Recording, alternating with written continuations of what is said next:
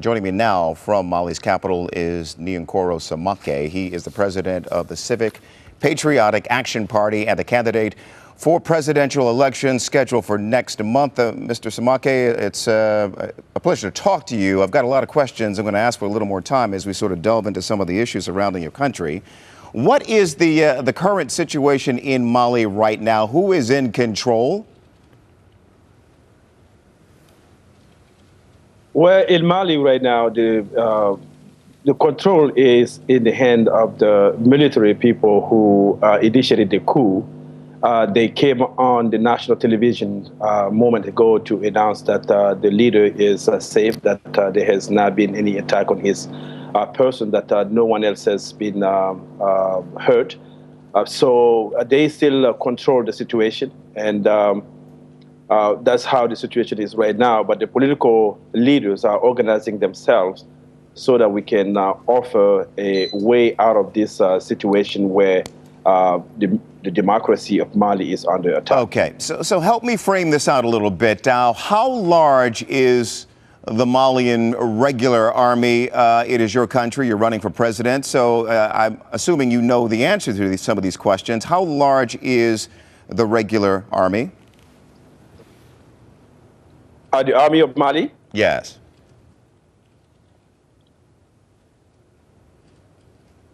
Do you know how large the army is? I'm trying to get a handle on what percentage of the regular army is a part of this coup.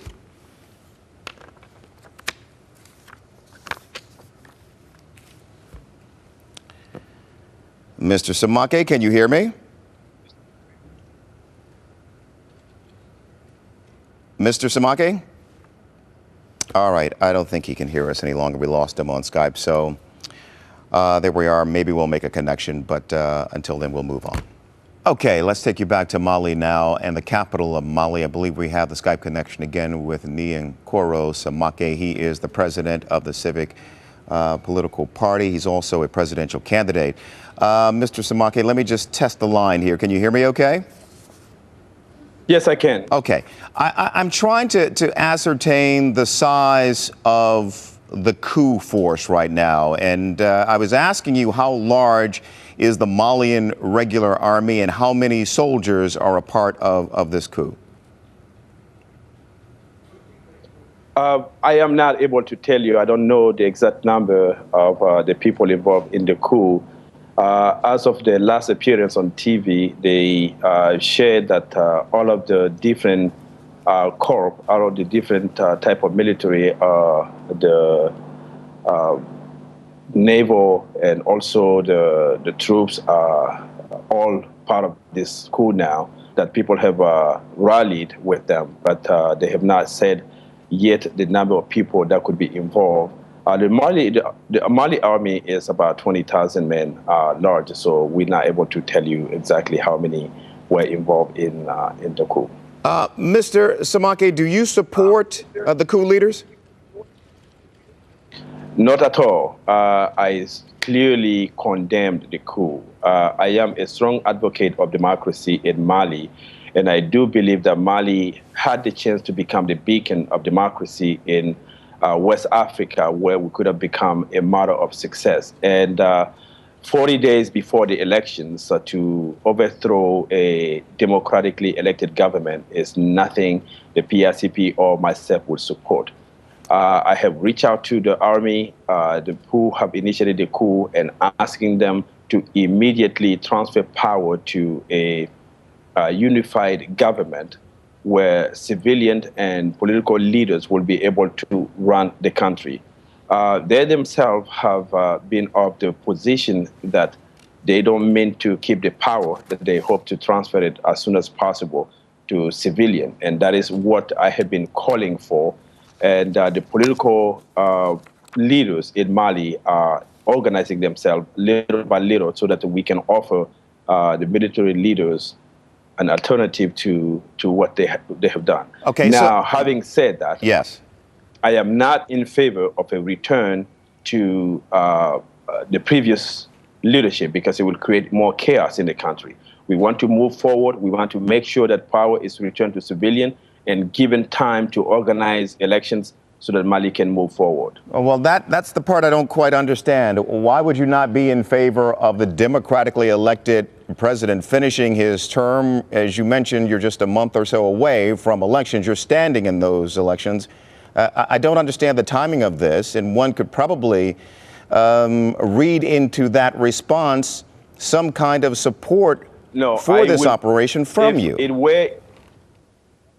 No, if the return of the democratically elected president were to be done in a pacific way, I will support that.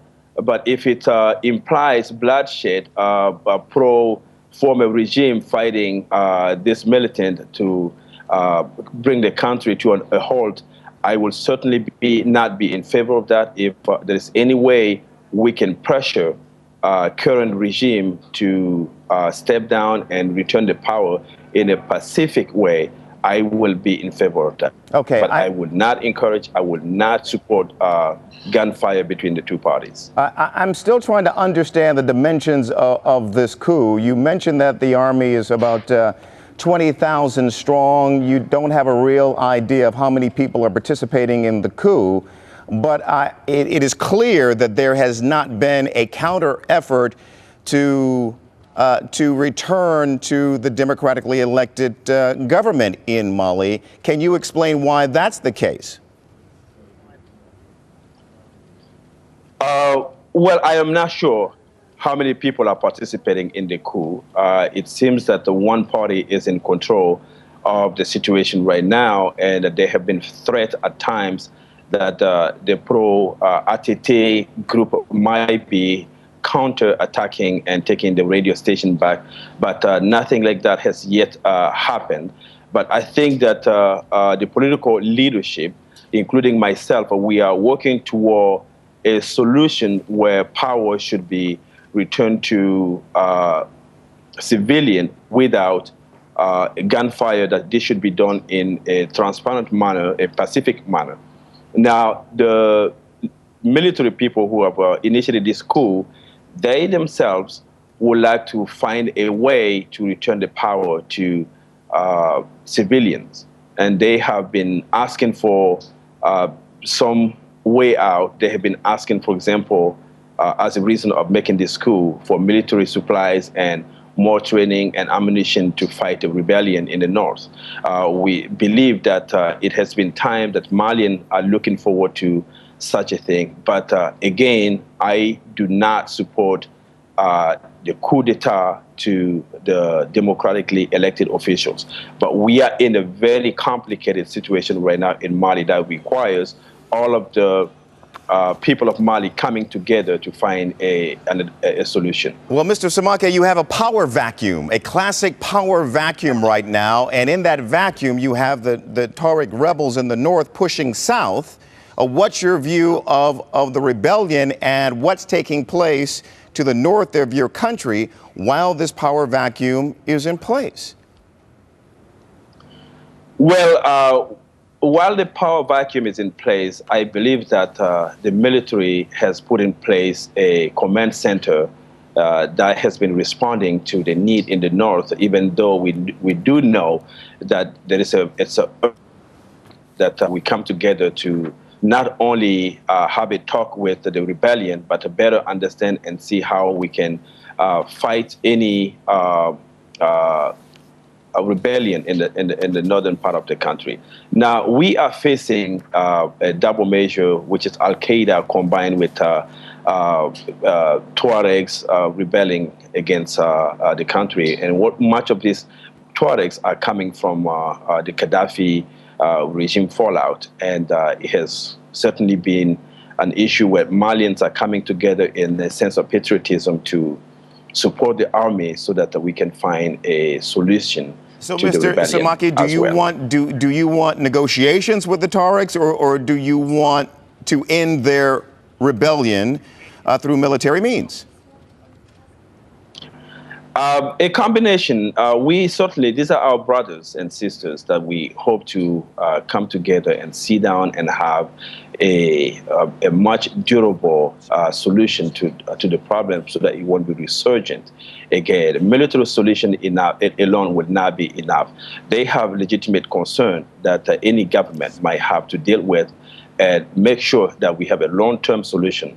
And this cannot be done by military forces alone.